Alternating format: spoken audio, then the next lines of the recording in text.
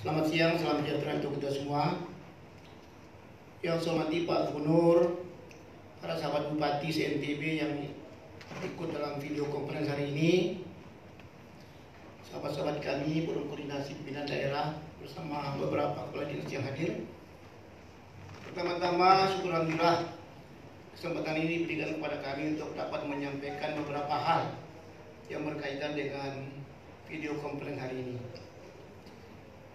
Saya sampaikan Pak Gubernur di awal bahwa sesuai surat undangan Pak Gubernur, kami telah menghadirkan semua yang ada di dalam undangan Pak Gubernur.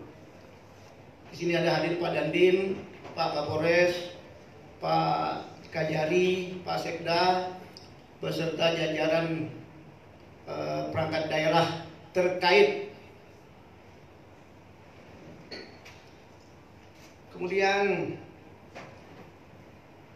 kami akan ingin membagi dua hal Pak Gubernur. Dua hal ini, yang pertama kami akan melaporkan tentang perkembangan penanganan wabah COVID-19 Kabupaten Sumbawa per Selasa 7 April 2020. Dan insya Allah nanti akan kami sampaikan untuk tahap keduanya, khusus kaitan dengan fokus kami ke perhatian pada kelompok masyarakat miskin dan rentan miskin. Nah, yang pertama kami akan sampaikan bahwa perkembangan penanganan COVID-19 di Kabupaten Sumbawa hingga hari ini, Selasa 7 April 2020. Yang pertama, jumlah kumulatif orang dalam pemantauan ODP dan pasien dalam pengawasan sebanyak 214 orang, terdiri dari status ODP sebanyak 207 orang, 69 orang telah selesai pemantauan dan masih ada 138 orang dalam pemantauan dan menjalani karantina mandiri. PDP sebanyak 7 orang, 3 orang PDP sudah dinyatakan sembuh, sehingga sisa 4 orang yang masih dalam pengawasan di Rumah Sakit Manambai. Kemudian yang berikutnya, pasien terkonfirmasi positif COVID-19 sebanyak hanya 1 orang yang masih dalam pengawasan di Rumah Sakit Manambai, dan alhamdulillah saat ini kondisinya dalam keadaan baik. Pelacakan kasus 01 Sumbawa sudah dilaksanakan dan akan diulang kembali untuk memastikan hasil dari rapid test pertama.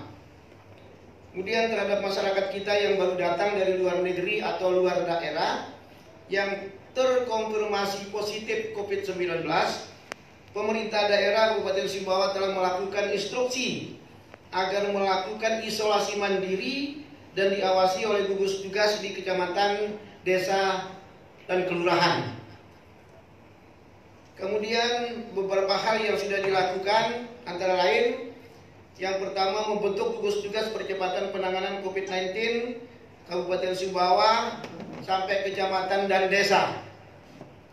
Kemudian telah melakukan refocusing anggaran untuk mendukung pembiayaan penanganan COVID-19 dengan kami melakukan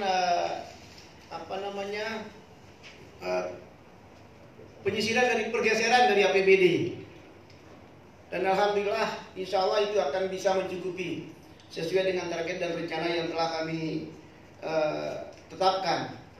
Nah, penyiapan tempat karantina khusus di Sumbawa Besar untuk masyarakat yang datang dari luar daerah menuju ke kampung halamannya yang secara geografis sulit dijangkau. Kemudian membuat posko penjagaan terutama di pintu masuk barat dan timur, Terminal Sumber Payung, Tanjung Pengamas, dan akan ditambah sesuai dengan kebutuhan di bagian selatan antara Kecamatan Dunyuk dan KSB, karena di situ sudah ada jalan penghubung yang insya Allah kami akan mengatur dan menjaganya. Kemudian penerapan pembatasan sosial atau fisik, social physical distancing, antara lain meniadakan kegiatan yang melibatkan orang banyak seperti acara adat, acara hiburan, rapat-rapat dan lain-lain. Kemudian kampanye secara masif mengenai hidup bersih dan sehat, cuci tangan pakai sabun atau hand sanitizer. Kemudian kampanye secara masif mengenai hidup bersih dan sehat, cuci tangan pakai sabun atau hand sanitizer. Nah, ini sudah kami lakukan, kita tularkan melalui kecamatan, Pak Camat, Pak Kades sampai ke masyarakat setempat. Kemudian melakukan penyemprotan dengan disinfektan ke fasilitas umum dan fasilitas sosial dengan melibatkan TNI Polri, pemerintah kecamatan dan desa serta para relawan. Di dalam relawan itu ada PMI dan Tagana.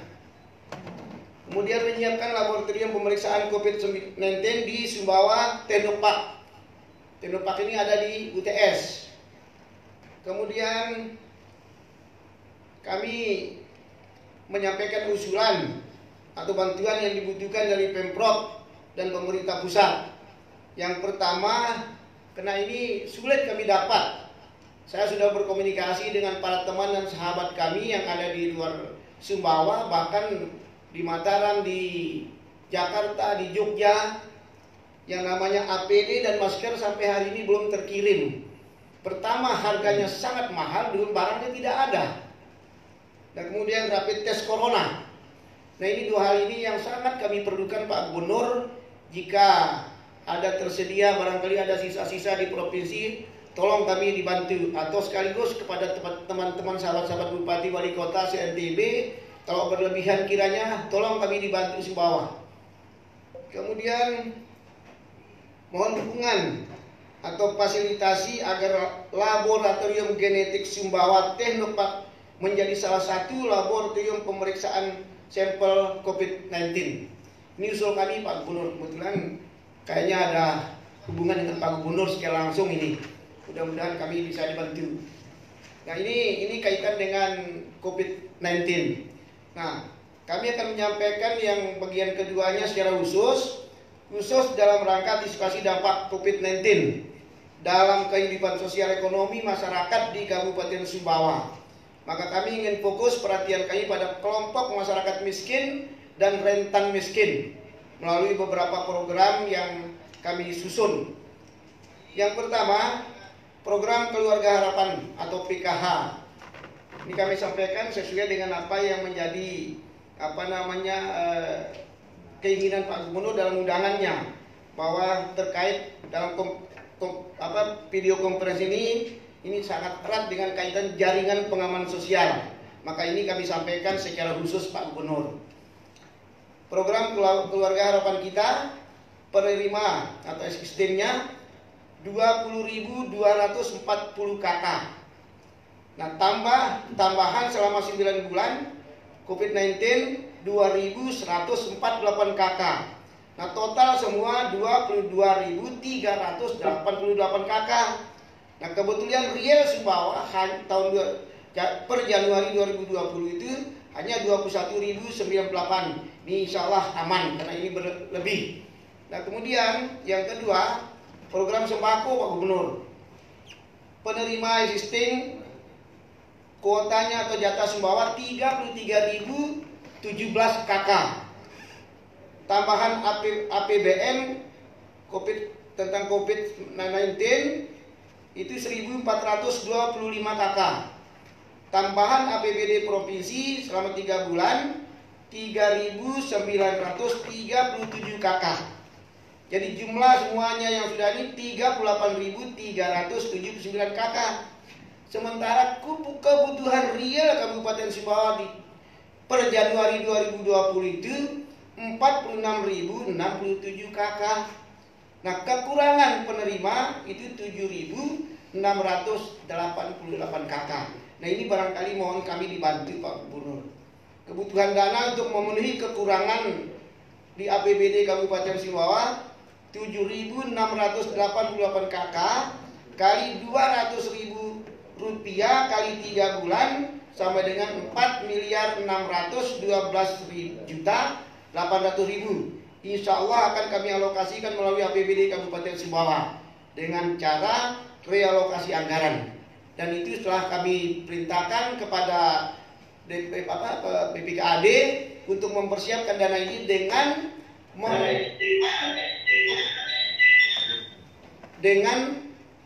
merevisi, merelokasi dana-dana. Contohnya kami ada pembangunan rumah sakit yang bernilai 21 miliar, saya langsung pending pembangunan lanjutan rumah sakit umum itu, dipending saja ke tahun depan. Dana 21 miliar itu langsung diambil dan kemudian diarahkan kepada penanganan COVID-19 ini. Itu langkah-langkah yang sudah kami lakukan, padahal itu sudah final. Dan ada beberapa anggaran yang sepertinya bisa ditunda, bisa dipending, itu diambil saja anggarannya, langsung masukkan ke bencana ini. Nah, kemudian kebutuhan pokok, operasi pasar, kemudian kartu prakerja dari kuota 50.922 pekerja se-NTB diharapkan ada teralokasi untuk Kabupaten Sumbawa. Nah, ini harapan kami, mudah-mudahan alokasi ini bisa kami diberikan Pak Gubernur. Kemudian tarif listrik, barangkali tarif listrik ini juga karena dari saya mendengar di televisi bahwa Presiden juga ini akan memikirkan, bahkan bukan hanya mengurangi tetapi menggratiskan yang 450 watt ya. 450 sampai 900. Nah, di atas itu kalau misalnya 50% ya. 50%. Insya Allah mudah-mudahan ini kami terbantu Pak Gubernur. Kemudian tambahan insentif perumahan masyarakat penghasilan rendah. Nah, kebutuhan pokok yang surplus dan aman sampai dengan bulan Oktober 2020. Pertama, beras. Ketersediaan beras kami 194.305 ton dengan kebutuhan 14.382 ton. Masih surplus 179.000 lebih. Mohon maaf, 139.000 ton. Kemudian daging sapi, ketersediaannya 1.934 ton dengan kebutuhan 80.034 ton. Masih surplus 1.800 lebih ton. Kemudian BBM dan LPG dijamin oleh Pertamina dalam keadaan aman. Kebutuhan pokok yang defisit dan butuh intervensi dari pemerintah provinsi dan pusat sampai dengan bulan Oktober 2020 ini kami sampaikan secara terbuka nih Pak Gubernur, karena kami sudah berupaya, berkeinginan, tetapi tetap kesimpulan kami bantuan pemerintah pusat dan pemerintah provinsi juga kami harapkan. Yang pertama, gula pasir Pak dibutuhkan sebanyak 779,26 ton. Minyak goreng dibutuhkan sebesar 423,08 ton. Daging ayam ketersediaan sebesar 95,54 ton. Kebutuhan 138 ton lebih, sehingga defisit sebesar 43 ton lebih. Kemudian susu dibutuhkan sebesar 1 ton lebih. Kemudian yang kelima, telur ayam ketersediaannya 536,44 kg, dibutuhkan sebesar 8.588 kg. Yang keenam, garam beriodium ketersediaannya 4,8 ton, defisit 126 ton. Ini jauh sekali nih Pak Gubernur. Nah, kemudian industri kecil dan menengah yang terdampak COVID-19 dan butuh jaring pengaman sosial sebanyak 412 IKM dengan nilai potensi kerugian sebesar 1.722.512.653 rupiah. Saya kira itu yang dapat kami sampaikan Pak Gubernur. Hal-hal lain barangkali bisa kita diskusikan. Terima kasih. Assalamualaikum warahmatullahi wabarakatuh. Waalaikumsalam warahmatullahi wabarakatuh. Terima kasih Pak Bupati Sumbawa, sangat komprehensif. Tapi sebelum kita mendengar pimpinan daerah, bupati, wali kota yang belum sempat, mungkin Pak Danrem mengikuti dari awal. Ya, Bapak Gubernur. Sambil Ya. memerintahkan para dandim di masing-masing daerah. Silakan Pak. Siap. Bismillahirrahmanirrahim. Assalamualaikum warahmatullahi wabarakatuh. Yang terhormat Bapak Gubernur, Ibu Gubernur, Bapak Kapolda, Bapak Kajati, dan para bupati maupun ibu bupati dan wali kota se-Nusa Tenggara Barat yang kami muliakan dan kami banggakan. Pada kesempatan pagi hari ini, saya pertama-tama memberikan apresiasi kepada seluruh kepala daerah, mulai dari Bapak Gubernur sendiri sampai dengan para bupati maupun wali kota yang telah dengan maksimal dengan jajarannya berupaya untuk mencegah penyebaran virus corona di masing-masing wilayah. Namun dalam hal ini, seperti tadi yang disampaikan oleh Bapak Kapolda sudah begitu jelas, begitu gamblang, mohon kepada para kepala daerah agar lebih meningkatkan pencegahan atau upaya-upaya pencegahan yang dibantu oleh para dandim maupun Kapolres di wilayah masing-masing terkait dengan pencegahan COVID-19 di masing-masing wilayah. Terus terang bapak-bapak, ibu-ibu, nah COVID-19 ini tidak bisa dibilang penyakit yang ringan, penyakit yang sangat membahayakan, bahkan lebih bahaya dari penyakit AIDS. Pola penanganannya, pola penyebarannya, dan lain sebagainya. Jadi kami mohon dengan segala hormat agar masing-masing kepala daerah lebih meningkatkan upaya pencegahan virus COVID-19 ini. Karena virus ini sangat mematikan dan berbahaya apabila menjadi masa atau menjadi permasalahan yang krusial, yang jumlahnya menjadi besar. Seperti yang terjadi sudah digambarkan tadi oleh Bapak Kapolda di Italia maupun di tempat-tempat yang lain, khususnya di Eropa dan di Amerika. Kita patut mencontoh apa yang dilakukan oleh negara Cina yang begitu dengan keras, dengan strict melakukan upaya pencegahan-pencegahan di wilayah masing-masing. Mohon maaf, Bapak, Ibu-ibu, kemarin kami melakukan pengecekan langsung, khususnya di pos-pos perbatasan, yaitu di wilayah Kota Mataram dengan wilayah Lombok Barat maupun dengan Lombok Timur. Kami lakukan agak keras kepada masyarakat kemarin, mengingatkan agar masyarakat menggunakan masker. Karena yang pertama, masker ini sangat penting. Bahkan masker lebih penting daripada handphone, Bapak-bapak. Karena apa? Masker dapat mencegah secara langsung apabila adanya percikan pembicaraan orang, maupun masker ini mencegah apabila tangan kita yang sudah terpapar untuk megang mulut maupun megang hidung maupun mata.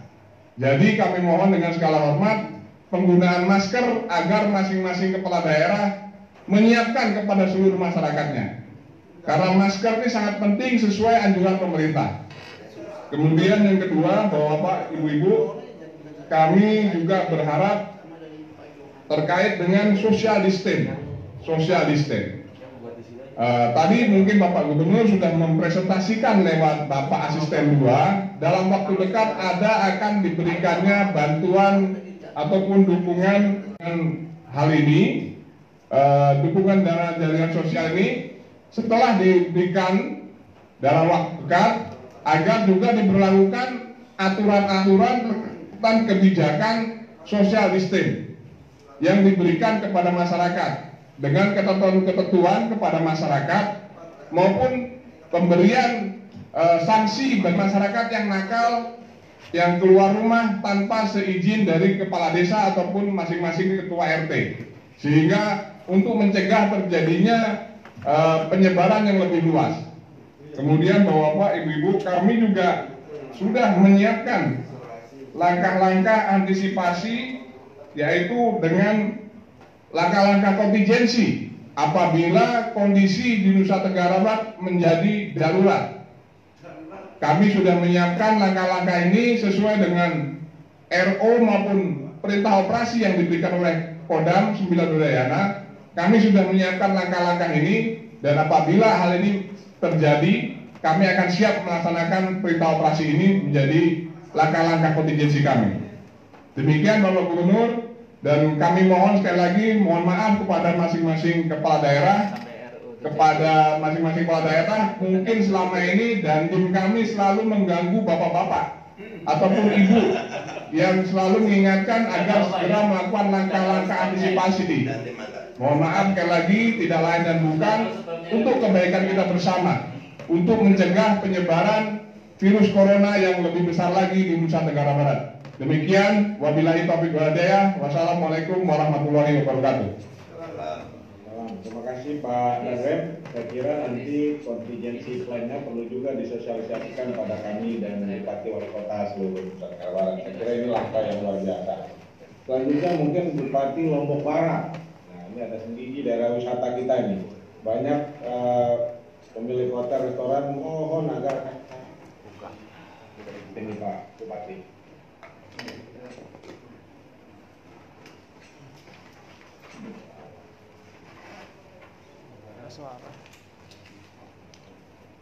Halo Lombok Barat.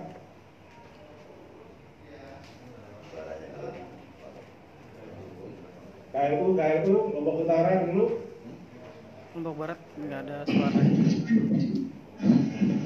Bismillahirrahmanirrahim.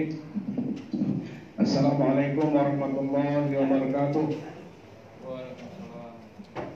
Bisa Pak Gubernur? Bisa? Ya, bisa. Silakan. Oke, terima kasih. Pertama perlu kami sampaikan kepada Pak Gubernur dan seluruh Forkopimda, provinsi maupun kabupaten dan Bapak Ibu Bupati yang hadir. Pagi tadi kami sudah melakukan rapat tentang pembebasan pajak daerah. Jadi walaupun belum diminta oleh para pengusaha kami, tetapi kami memahami kesulitan mereka. Sehingga insya Allah hari ini saya akan tanda tangani surat pembebasan pajak daerah untuk hotel dan restoran yang ada di Kabupaten Lombok Utara.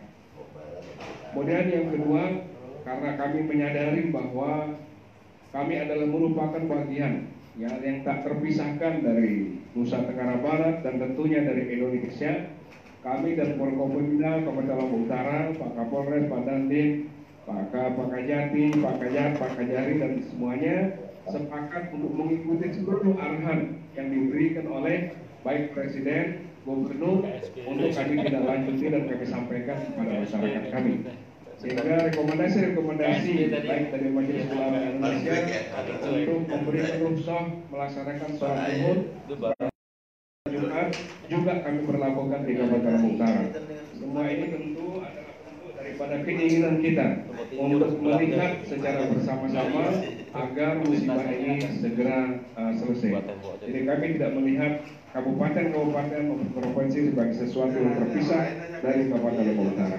Kemudian perlu kami sampaikan kepada Pak Gubernur dan seluruh yang hadir bahwa kondisi terkini di Kabupaten Lombok Utara, ODR kami berjumlah 480 orang pada tanggal 5 April, kemudian pada tanggal 6 terjadi kenaikan. Sedangkan ODP pada tanggal 5 April itu 156 orang dan pada tanggal 6 April mencapai 148 orang. Jadi terjadi penurunan. Nah, kondisi ini tentu mudah-mudahan turunnya jumlah ODP di Kabupaten Lombok Utara ini yang merupakan tanda-tanda mudah-mudahan ikhtiar yang sedang kita lakukan ini berhasil atau menemui apa yang menjadi keinginan kita semua. ODR di Kabupaten Lombok Utara itu kemarin banyak berasal dari klaster 2 dari para jamaah kita, saudara-saudara kita yang mengikuti pertemuan di Makassar. Itu kondisi yang pertama dari sisi COVID ini Pak Gubernur.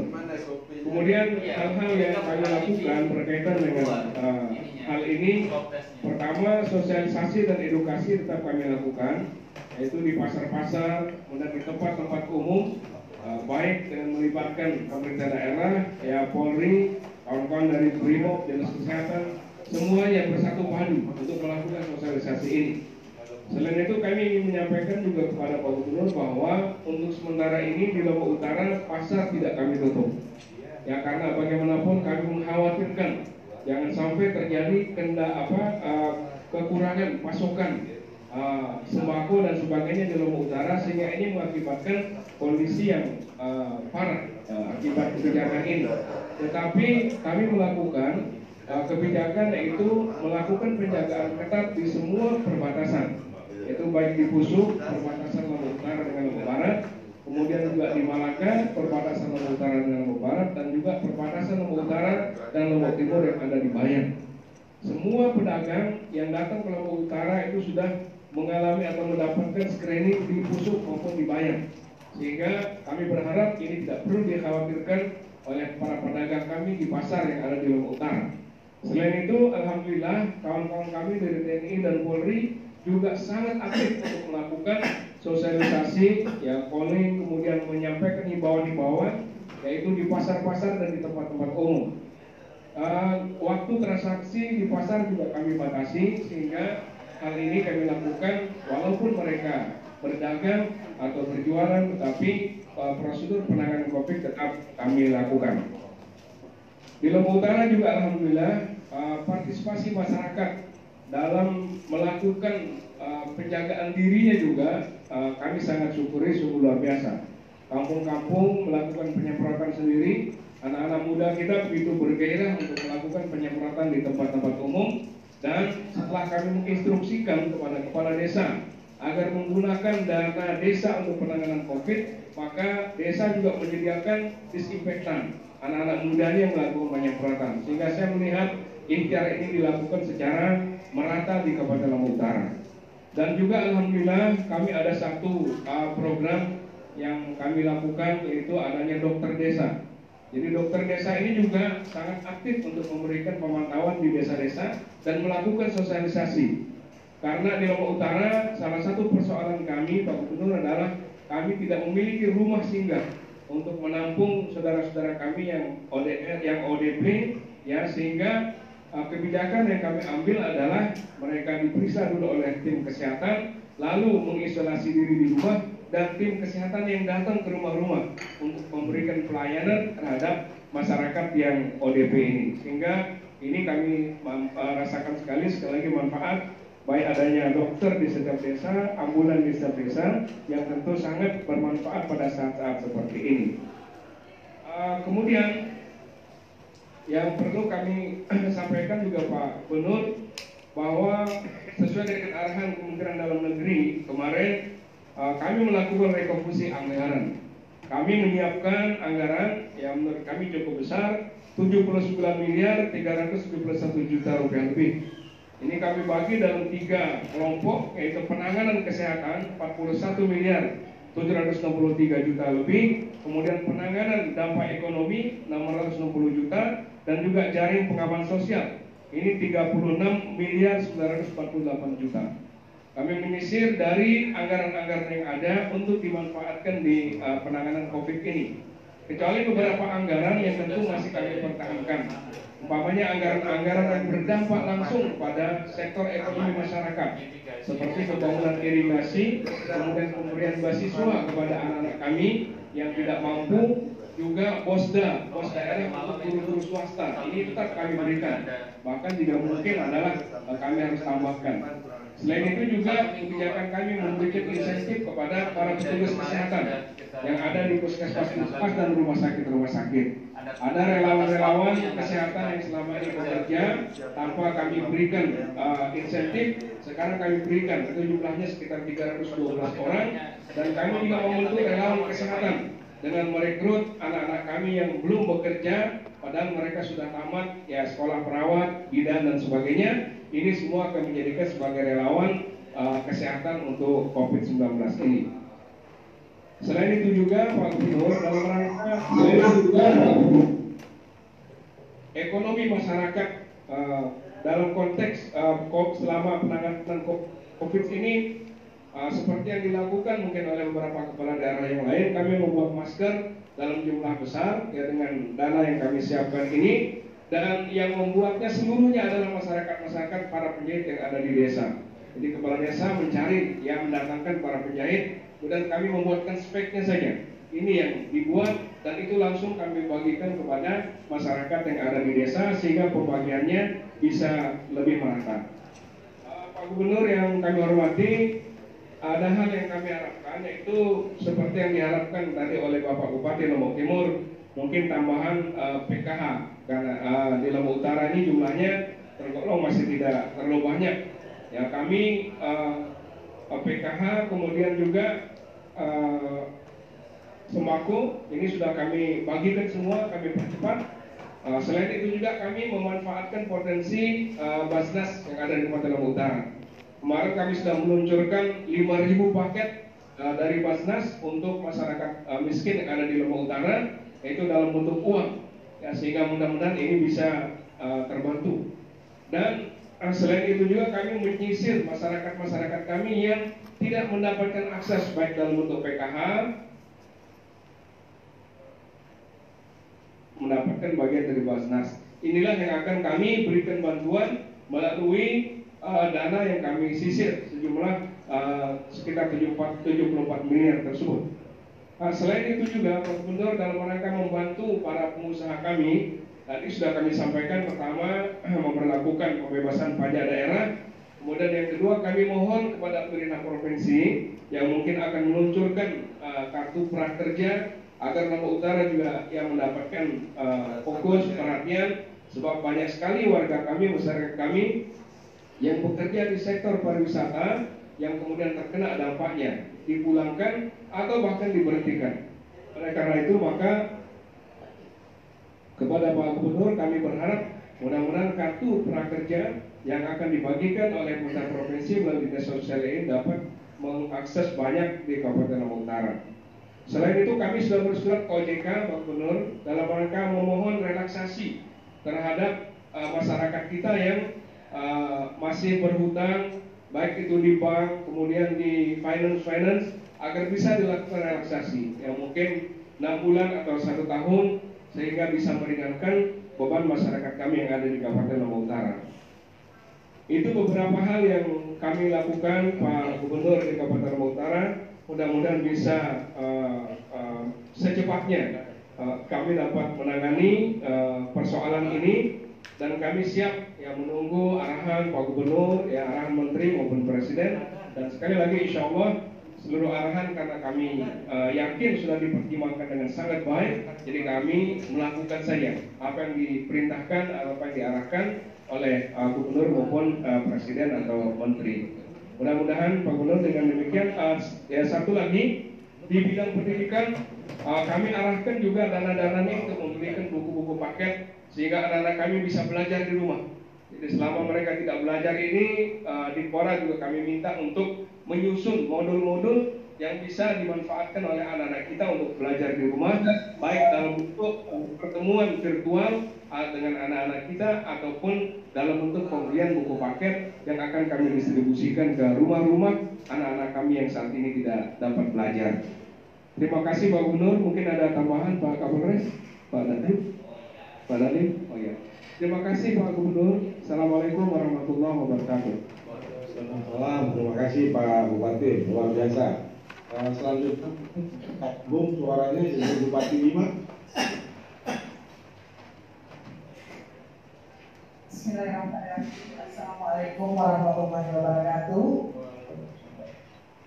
Yang kami hormati Bapak Gubernur beserta Ibu Wakil Gubernur yang di segenap Forkopimda Provinsi, Bapak-bapak, para bupati wali kota Nusa Tenggara Barat, terima kasih.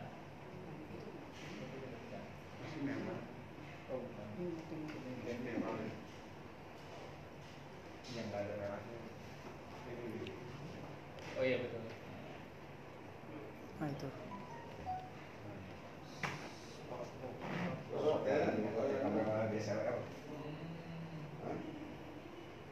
Halo Ibu. Saya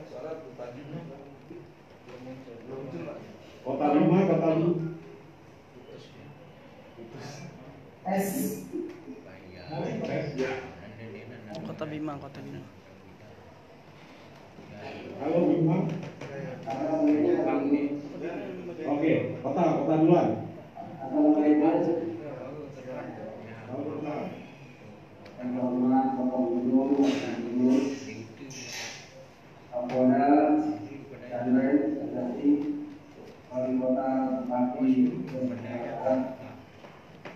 Pada tanggal 7 April 2020, Kota Bima sampai hari ini belum terdapat yang terjangkit positif COVID-19. ODR yang ada itu sebanyak 1.031, PDP 47, PDP 2 orang. Sampai hari ini kita telah melakukan kegiatan-kegiatan yang sifatnya dengan mengadakan posko-posko tempat-tempat bagaimana masyarakat kita dari luar kota yang datang kita periksa, dan kita lakukan juga isolasi mandiri bagi mereka yang datang dari luar. Dengan kita menyiapkan kartu seperti ini, sehingga semua teridentifikasi dengan baik masyarakat kita yang baru pulang dari luar kota. Di samping itu, gugus tugas yang kita turunkan sampai ke tingkat kelurahan itu telah terbentuk bekerja secara efektif, dibantu oleh Babinsa Dinas, Babinsa, dan berbagai organisasi kemasyarakatan. Artinya sosialisasi yang kita lakukan baik sifatnya pencegahan dan pelaporan ke dinas kesehatan itu dilakukan secara masif oleh Kementerian yang masih dalam tugas. Begitu juga kita buat relawan-relawan yang dibawa langsung oleh BPBD sehingga kerja-kerja kita terkoordinasi dengan baik. Kita juga membuat posko hidup seperti hari ini saya paling komplain di posko hidup sehingga semua kerja-kerja kita bisa terukur. Kenapa kerja preventif lebih dikedepankan? Karena Kota Bima terjangkit untuk COVID-19 sampai hari ini masih nol. Sehingga potensi inilah yang kita jaga. Kita menginginkan adanya keluarga kita yang di luar kota mampu menahan diri sampai 2 bulan ke depan untuk tidak datang. Itu kita himbau pada mereka semua. Dan di samping itu, kalaupun yang ada data itu kita lakukan isolasi diri. Isolasi diri ini kita biasakan satu di rumahnya sehingga masyarakat bisa saling mengawasi. Dan di samping itu ada partisipatoris masyarakat yang begitu tinggi yang sehingga semua instrumen ini bisa bergerak dengan baik. Di samping itu di kesehatan kita mampu menyiapkan 2.000 tes sehingga apabila ada masyarakat yang kontaminasi kita bisa mengingatkan. Dan begitu juga kita memastikan agar itu juga. Itu kita membuat rumah isolasi tidak sebentar. Apabila ada indikasi perbatasan kita lakukan isolasi sebentar dan kita rujuk rumah sakit tempat langkah-langkah ini ada obatnya. Yang kedua dari rumah sosial. Dari rumah sosial kita lakukan bagaimana masyarakat kita yang yang paten ya sampai kalau enggak ya sini sembuh nanti lari ke sini sembuh lari ke sini. Contoh sekarang Cina yang kemarin sekarang ini jadi begitu juga untuk UMKM. Masyarakat kita yang memang